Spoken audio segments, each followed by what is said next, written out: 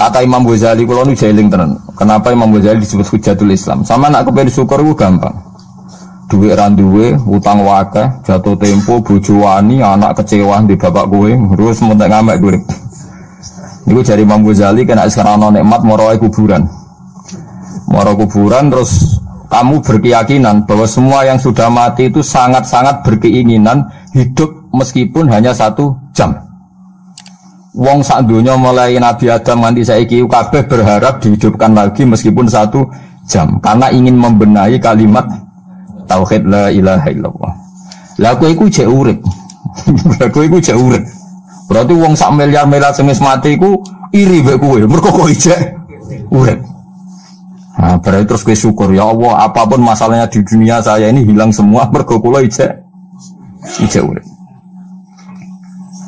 Global ini malah ya. Dengan demikian kami alhamdulillah aku fasih.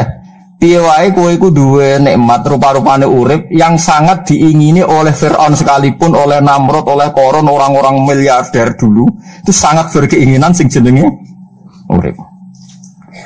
Lah kowe nyatane saat ini napa? Iki urip. Dadi ini luar biasa, Pak. Napa? Luar napa? Luar biasa. Ini tak warai ilmu tauhid itu. Terus nanti setiap saya ngaji setelah selesai sampean baca dijiwai. Sebab itu ketika orang kafir dimasukkan neraka itu sebenarnya Allah itu hanya bilang gini, wakilat usyrakaakum fada'auhum falam yastajibu lahum wa ra'awul adab. Tidak apa-apa, kamu sekarang masuk neraka, kamu tidak menuhankan saya. Kamu minta tolong sama Tuhan kamu. Nah, ketika demikian kita pernah menuhankan yang paling ekstrim tentu menuhankan batu, menuhankan dewa-dewi, atau mungkin Tuhan di bawah itu ya kita menuhankan uang, menuhankan sebab, menuhankan jabatan macam-macam sehingga mengalahkan Tuhan sejati Allah. Terus mereka minta Tuhan-Tuhan itu supaya menolong. Walhasil akhir cerita itu wadolla anhum ma kanu yaftarun wadolla ankum ma kuntum tasubun wadolla anhum ma kanu yaftarun itu di Quran diulang-ulang dengan beberapa redaksi. Akhirnya hilang apa yang kalian kira ada. Oke, akhirnya hilang apa yang kira kalian ada. Misalnya kita mengatakan bahwa hidup itu harus makan, harus minum. Ternyata nanti di akhirat tanpa makan, tanpa mikun orang hidup. Makanya itu hebatnya ulama, hebatnya ahli sunnah, hebatnya nabi. Nabi itu orang mukmin itu dilatih. Kalau lesu ya makan, kalau ngantuk ya tidur. Tapi kita diajari ada makhluk hidup yaitu malaikat yang tidak makan, tidak tidur. Paling tidak meskipun kita itu kalau tidak makan lemes, kita tetap tidak mengatakan tanpa makan makhluk pasti mati. Karena kita berkeyakinan diberi akidah. Ada makhluk yang namanya malaikat, nggak makan, nggak minum, tapi hidup. Sehingga meskipun kita mengalami kalau nggak makan itu mati, tapi tetap menyisakan satu keyakinan bahwa makan itu tidak syarat hidup. Buktinya malaikat nggak makan, hidup. Paling tidak dengan keyakinan itu kita tidak mendewa-dewakan harus makan. Nah, itu cara Nabi mengajarkan kita. Faham gitu. Terus ini saya ulang-ulang. Makanya disebut wadolla anhum. Apa yang mereka kira ada itu dari awal tidak ada. Ya, apa yang mereka dikira ada nanti di akhirat tidak ada. Lah sing ada itu tetap nampa alhamdulillah. Makanya ketika nanti orang masuk surga da'wahum fiha subhanakallahumma wa tahiyyatuhum fiha salam wa akhiru da'wahum alhamdulillahi rabbil alamin. Ini penting kula aturaken. Terus sakjane salah niku ora dikepenak. Itu sebabnya kenapa orang yang kafir mulai cilik sampai tua ketika meh mati kok nglafadzna la ilaha illallah, satu kalimat ini akan menghapuskan kekafiran di masa lalu. Kenapa kok bisa hapus? Karena kekafiran yang masa lalu itu omong kosong semua. Ini omong kosong semua. Barang itu kalau hakikatnya kosong, hilang karena ada bukti, memang tidak benar. Itu kan gampang untuk menghilang. Itu podo karo wong mending ini. 3 miliar ambek 3 miliar. Itu podo karo 5 rupiah. Jadi kok glemeng meneh. 1 triliun ambek 1 triliun podo karo 500 rupiah. Omongan glemeng itu kan ya wong edan itu kan. Berarti saurip-uripe muni Isa pangeran ya edan. Muni liyane pangeran itu kan omongan ra penting semua. Meskipun yang disebut tuh miliar triliun tapi kan cara guru biji busa kan gampang dobong ae wong ndak. Tapi malaikat bagian katabah, bagian nulis, ora wani ngobong la ilaha illallah, ben kualat tapi pangerane. Makanya saya pastikan sekali sampean nglafal la ilaha illallah itu benar, malaikat sing sentimen mbek sampean pun ndak bisa bakar itu. Kualat den. Paham ya maksudnya? Paham ya? Jadi jelas guys niki kenapa kalimat itu begitu dikjaya. Paham ya? Begitu dikjaya. Lah soal kita ngalami di zaman akhir. Orang lafadzkan kalimat itu dianggap bid'ah terus tukaran. Ya kita semua ngalim bingung kalimat itu salah apa dianggap napa bid'ah. Wong kalimat disifati thayyibah sing lafadzno dihukumi nglakoni bid'ah. Lah sing diarani bid'ah ya ora trimo pisan, malah gawe hadis palsu. Fadilail wiridani malah palsu hadis. Sajane cara padha warase ngoten ora perlu debat bulet ngoten. Padha warase lannya kono nganggo kapasitas ulama, kita pakai kapasitas apa? Ulama, terus kita diskusi baik-baik. Di kula baleni malih nggih, kenapa kalimat thayyibah disebut kalimat baqiyah? Dalam istilah Quran wal baqiyatus sholihat. Baqiyah itu sesuatu sing abadi. As-sholihat itu sing layak, sing apik, sing selalu duwe eksistensi. Soleh maknane layak. Layak iku mergo wujud. Ya kula baleni malih tak wari filsafat ilmu hakikat. Sing darani layak ku sitok mergo wujud. Nak barang ora wujud itu jenenge dilafadzno tapi mboten layak. Jadi barang ana sing dilafadzno tapi ora layak, ana sing ora usah dilafadzno tapi wis layak disebut sholihat. Saleh maknane apa? Layak atau punya eksistensi. Misalnya begini ya, kula tawarai ya ben sampean nang lafadzno la ilaha illallah niku benar. Ketika manusia itu menganggap yasumu maknanya menganggap itu sesuatu tidak ada tapi dianggap nopo ada, itu jenenge menganggap. Ketika manusia itu menganggap bahwa tidur itu penting, kalau orang tidak tidur itu maka dia akan lemah, kalau orang tidak makan itu dia akan mati. Sebetulnya semua ilmunya manusia itu menganggap, karena diulang-ulang oleh satu kejadian, kalau nak gak mangan itu lesu, nak gak turu itu lemes, terus dia menganggap kalau gak tidur itu orang mati, kalau gak makan itu orang mati. Itu ilmu yang dikatakan oleh para ahli hakikat hanya menganggap itu sah, karena anggapan manusia salah itu sah, keliru ya sah, benar ya sah, tapi ya hanya anggapan. Tapi dalam ilmunya Allah Ta'ala sing abadi, kehidupan itu tidak bersyarat makhluk itu harus makan, dan Allah bisa membuktikan itu lewat Allah menciptakan apa? Malaikat. Nah sehingga semua ilmu selain ilmu hakikat itu dalam bahasa ilmu hakikat disebut kita menganggap, kita merasa tahu. Bukan saya tahu, tapi saya merasa tahu. Nah, liane kalimat la ilaha illallah itu semuanya begitu. Kita merasa tahu bahwa kira-kira begini, kita melihatnya begini. Tapi sing hakikat, sing gak bisa dibatalkan bahkan oleh malaikat sekalipun, niku namun kalimat la ilaha illallah. Nanti disebut kalimatu haqqin 'alaiha nahya wa 'alaiha namut wa 'alaiha nufatu insyaallah taala minal amin. Karena yang dikatakan hidup itu roh. Roh itu tidak butuh makan. Ketika jasad itu mati, hancur, itu rohnya kan masih hidup. Dia pindah di alam ulya sana. Roh itu hayat itu dari kata roh. Roh itu maknanya hidup, hayat maknanya hidup.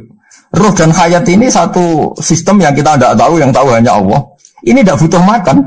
Sing butuh makan, butuh utang, butuh bodoh ini jasad. Paham ya? Roh ora tau utang, ora tau gadekne BPKB, paham ya? Enggak melo-melo dia. Makanya ketika jasad kakean pola itu roh nyesal. Kok ngatasnamakan saya demi hidup sampai direwangi utang-utang wong, direwangi uripe bulat. Toh saya bisa hidup tanpa hutang. Lah iku manusia iku aneh. Makanya disebut alam rohaniin itu sudah. Nah ketika kita mati itu kan yang mati itu jasad. Jasad itu mati, rohnya sowan Allah. Tapi kita secara bodoh mengatakan kita mati. Loh yang mati itu siapa? Hanya jasad kita, roh kita tidak mati. Yang sowan Allah itu roh kita. Tapi kita bilang kita mati. Ya berarti kita bilang kita mati, ya kita mati. Menurut bahasa manusia, kalau kita sudah tidak ambekan, tidak makan, tidak minum, disebut kita nopo mati. Tapi alhamdulillah kita ini mukmin, meskipun bahasakan kita mati, terus bahasa no, mungkin-mungkin disepunten pangeran, mikir ruhin besoan, mungkin-mungkin diwelas. Intinya dia ini ramuni mati. Paham gak? Makanya malaikat ngomong anak pidato nih kiai sing lepas jenazah, yo bingung. Perkarane dilepas niki pun mati, mboten saged napa-napa, ra iso njuk sepuro jenengan, ra iso salat, monggo kita salat. Iki sedongakno sakniki ruhe sowan pangeran mugi-mugi selamat. Jare mati, jare sowan. Sowan kan artinya mlaku-mlaku sowan kan. Nah, tapi misalnya mbok bahasano nganggo ilmu sing ekstrim kados kula, nganggo ilmu kelas berat kan malah diguyung akeh. Bahwa jasad ini mati, ini tidak penting karena jasad rohnya masih hidup. Maka kita tidak perlu nyolati mayit karena tidak pernah ada mayit karena rohnya masih hidup. Wah kan dianggap edan bareng kan. Makanya sebaiknya orang ilmu hakikat itu tidak perlu jadi kiai. Soalnya kayak kula jadi ulama tapi rasa jadi nopo. Ya jadi kiai sampai anak sing ora paham detail-detailnya alam roh sampai alam nopo. Alam nopo jasad. Nah, itu keliru itu penting karena kalau tidak keliru itu tadi. Paham sih kalau maksudnya. Nah, itu disebut. Nah, kalau sama tanya, lalu roh itu gimana Gus? Ya nggak ada jawabannya. Wong Rasulullah saja yang orang paling pinter di dunia, orang paling tahu. Wa yasalunaka anir ruh, kulir ruhu min amri rabbi. Roh itu urusannya pangeran. Makanya kalau sekarang sama pertanyaannya gini. Waktu gale guyonane Siti Jenar. Siti Jenar itu ya ono pinter, ya ngawur tapi ono pinter. Dene iku ora tau salat. Sing salat ruhe jare. Dadi ora tau sujud, sing sujud jare ruhe. Yen darane wali songo iki goblok. Wali songo iki gobloke ra karuan jare Siti Jenar. Wong kon salat, bathuke nganti ngecap jare Siti Jenar. Lah nek sing ngecap bathuke sampean fisik iku hancur, pas ketemu Allah seksine opo? Jare Siti Jenar ke jalan ketemu pintu. Kok jasad kita ini hancur. Misalnya kayak ngandalo batuk ngecap, jasad ini kan hancur. Sing bogo sowan pangeran rohem. Roh iku wis kon sujud ae ora usah awam. Lah akhirnya nak wae salat terus meneng ae jare wis salat. Sing ada teng pintu-pintu ni. Nah sing mung syariat terangno ora iso. Rata-rata kiai syariat kan ora pinter hakikat. Mau ngamuk ngono to murtad kowe. Nah nek ngamuk to. Hasil wong syariat kan apa? Ngamuk. Ngamuk stresan nerangno ngamuk. Ya akhirnya gak sambung kan. Akhirnya gak sambung. Saya pastikan ajaran Kak Siti Jenar itu sesat. Sesatnya adalah wali-wali yang alim, termasuk wali songo yang alim itu bilang begini. Ketika bathuk kita dikokon sujud ning pangeran, kita sujud itu sebetulnya bukti bahwa fisik kita itu tunduk sama perintah roh. Karena roh kita sujud, roh ini menyuruh fisik kita juga ikut sujud. Jangan jadikan fisik ini rivalnya roh. Itu kita gobloknya Siti Jenar. Kalau roh kamu sujud, fisik kamu tidak sujud, namanya rivalitas. Berarti kowe di jisim, duwe wadak sing ra nurut roh. Berarti rivalitas. Lalu jasad kamu itu sing mimpin sapa kok gak nurut. Nah ini malah sing rada-rada Siti Jenar tobat mulai detik ini paham ya. Karena ya buatan tak jak mikir sama paham ya. Jadi ini permainan ilmu kelas tinggi paham ya. Kayaknya gak tahu mikir toh. Lah diwarai kok ben kok alhamdulillah aku fase. Paham ya? Paham ya? Makanya andekan malaikat itu kok sujud ning Nabi Adam ketika Allah nyuruh, "Hei para malaikat, saya menciptakan manusia namanya Adam. Setelah jadi maka kamu sujudlah." Itu malaikat sujud. Sujudnya malaikat bukan karena nganggap Nabi Adam itu Tuhan atau makhluk yang istimewa, enggak, karena perintah Allah disuruh sujud. Malaikat enggak perlu tanya maknanya sujud ke Adam itu apa, enggak perlu. Pokoknya karena Allah nyuruh ya sujud. Paham ya? Setan pakai rasional, ngapain sujud Adam? Semodo-modo makhluk. Mulanya ono aliran sing sesat malah darani malaikat sama iblis itu tauhidnya tinggi iblis. Karena malaikat diuji disuruh sujud sama Adam, makhluk mau, terjebak dia sama permainan Tuhan. Apa yang dari malaikat terjebak tes-tesane pangeran. Iblis lebih pinter perkara nih ra gelem sujud. Berarti dekne mau gelem sujudnya namun kalian Allah. Lha kok ono sesat kok. Wong kok nganggur nganti ngono maksudnya mikire kok ngono. Mulane sing do diutang dosa mlu ya apik timbang sing dipikiran ngene iki paham ya. Paham ya. Jadi malaikat terjebak permainan Tuhan, dites gak lulus ya. Itu ngeri kalau nuruti alin-alin. Yang benar adalah setan itu dianggap keliru. Karena dia tidak punya otoritas pikiran. Dia ini ora wujud. Hakikatnya setan malaikat gak wujud. Wujudnya diwujudna Allah. Nah wujudnya diwujudna Allah. Apa yang jadi dawai Allah kudu sami'na wa ata'na. Karena dia tidak bisa menjadi rival Tuhan. Makanya kalau kita diperintah Allah langsung lakoni. Gak usah gawe rivalitas. Nanti pada bahasanya kayak kon mangan. Wis sareng nak Allah ngutus mangan. Wis mangan aja. Nangkok wargen bagus. Dia kan mangan. Nah kon mangan dia mangan. Pokoknya kon nurut. Nah itu kelirunya Siti Jenar. Dia lupa. Dia itu lupa bahwa dengan mengatakan jasadnya tidak perlu sujud. Mergo sok ben Siti hisab roh. Dia bikin rivalitas antara roh dan jasad. Mungkin nanti mau aliran Siti Jenar mulai yang versi Arab sampai versi tulisannya wong-wong bingung-bingung itu. Sing luwih bela Siti Jenar timbang Wali Songo.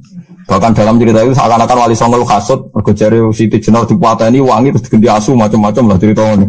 Mula nu peneliti ra kabeh, kula ra kaya Kiai Mustofa ni ora apa ya ngono. Gak jelas roe tapi jelas dadi kiai ini. Enak ngoten niku. Dadi ya ono wong ilmune ra pati akeh tapi jelas dikiyaino. Kula ilmune akeh ra pati dikiyaino.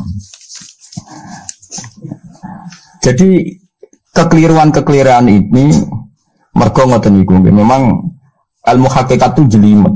Tapi sampean harus saya latih. Oke, sampean ngaji ning kene yo suwi tuwa supaya kenal sithik-sithik. Lah nanti makanya nanti menghilangkan barang batil itu mudah sekali. Karena barang batil itu hakikatnya enggak ada.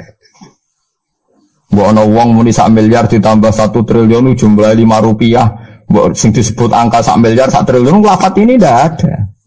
Ya lafaz ini enggak ada, fakta ini tidak ada. Makanya disebut di Quran iyaquluna illa kadzibah. Sebagian Quran istilah lebih ekstrim. Kaburos kalimatan takhruju min afwahihim. Kalimat itu menjadi besar karena ada yang melafatkan, tapi kalimat ini tidak pernah menunjuk hakikat. Nggih to, misalnya wong nyebut iki geni, wong ki HP kok darani geni, itu pernah ada kalimatnya tapi tidak ada faktanya. Ini batu disebut itu Tuhan. Yang benar itu batu, disebut Tuhan itu kan kalimat sing ada kalimatnya tapi tidak ada faktanya. Paham ya? Ini disebut kaburos kalimatan sing takhruju min afwahim. Terus iyaquluna illa kadzibah. Mereka hanya ngomong secara dusta. Sebetulnya kalau barang hakikat itu tidak usah diomongkan, itu tadi kalimatu haqqin 'alaiha nahya wa 'alaiha namut wa 'alaiha nuqasu insyaallah taala minal amin. Tapi kalau kalimatul batil, kalau nggak diomongkan, nggak ada yang ngomong. Karena harus diomongkan, itu pun nggak menunjuk apa? Nggak menunjuk apa? Hakikat. Nah semua manusia itu ngomongnya itu rodok-rodok ala zamihim, sesuai klaimnya. Malah omongannya sampean bingung nama malaikat. Saya jamin, bukan sampean kenal malaikat atau sekolah, itu malaikat sambat tenan omongannya sampean. Kondak gimana coba? Kita bilang, saya ini kaya, baru punya uang banyak, kaya. Malaikat sing nyekseni kekayaan Allah janggal kiri kok muni sugih. Terus kowe muni saya ini orang kuat karena saya presiden Amerika, saya presiden Indonesia orang kuat. Kita pun sebagai kiai bilang Jokowi itu orang kuat, presiden itu orang kuat. Malaikat sing roh langit bumi, sing roh Allah, dijayane Allah, pemene malaikat Israel. Mangkel sak boleh ana bahasa kuat. Ah semane tak protes ber kok iso muni kuat itu kuat apa nih. Jadi bahasa manusia itu membingungkan semua. Coba Anda jadi malaikat Israel, terus orang petita-petita muni kuat. Kuat temen di tapi setiap saat itu. Jadi bahasa manusia itu membingungkan semua. Makanya malaikat itu kuat dan uang semua ngomong gak jelas. Nah, makanya mereka nggak dianggap temannya malaikat. Karena tidak wali, dia tidak tahu ilmunya malaikat. Lah wali itu tidak pernah terjebak omongan itu. Disebut ala inna auliya Allah la khaufun alaihim. Sampai disebut nanti di antara khasih wali itu kalau meninggal tatanazzalu alaihimul malaikatu alla takhafu wa la tahzanu wa absyiru bil jannati allati kuntum Terus malaikat-malaikat yang di langit semuanya bilang pada wali ini, nahnu auliyaukum fil hayatid dunya wa fil akhirah. Saya ini mitra kamu, saya ini teman kamu, baik zaman kamu di dunia maupun di akhirat. Karena bahasanya wali dengan bahasa malaikat itu sama. Enggak pernah merasa kuat, enggak pernah merasa hebat, karena malaikat itu tahu yang hebat itu Allah, tahu betul dia. Apalagi temannya Israel tahu betul. Paham ya? Wali yang muniku bahasa disiga sambung. Disebut nahnu auliya, agak tahu tuh paham Quran kados kula. Lah mulane ngaji, wis kerepean lah pokoke paham. Lah bahasa manusia enggak wali itu bingung karena malaikat, karena tadi kita bilang presiden itu orang kuat. Ini orang kuat. Padahal malaikat yang bagian mitosnya Allah ini janggal, kuatnya nang ndi. Apalagi malaikat yang nyekseni alam malakut, alam ning langit. Nah, zaman saiki wis sinau planet mawon lah. Planet Mars itu kayak gini, Platurus gini. Delok bumi planet paling kecil. Wong bumi planet paling kecil kok penduduknya paling kuat tuh piye kamu sih? Paham ya? Wes bumi paling kecil digoni wong miliatan. Terus untuk mau sepiro? Mau untuk kok terus kuatnya nanti. Berarti sama membahasakan orang kuat harus gak sido bener. Orang itu ilmuwan, orang paling pinter di dunia. Pinternya nih. Misalnya yang ngerasa pinter, karena ini bisa menemukan komputer, bisa menguasai sak dunia, peneliti, handal, ngene jari malaikat. Umpama kira ilmu di sak bumi itu roh Mars. Aku sing noto Mars, tukang Joko. Artinya umpama kira roh tenan bumi itu roh planet lain dan kehidupannya di sana. Umpamanya alam malakut, alam roh. Misalnya alam kematian itu butuh ilmu 99, alam dunia mau butuh sitok. Ngendikane Nabi bandingan ilmu dunia sampai akhirat itu 99 banding 1. 1 dibagi wong sak dunia.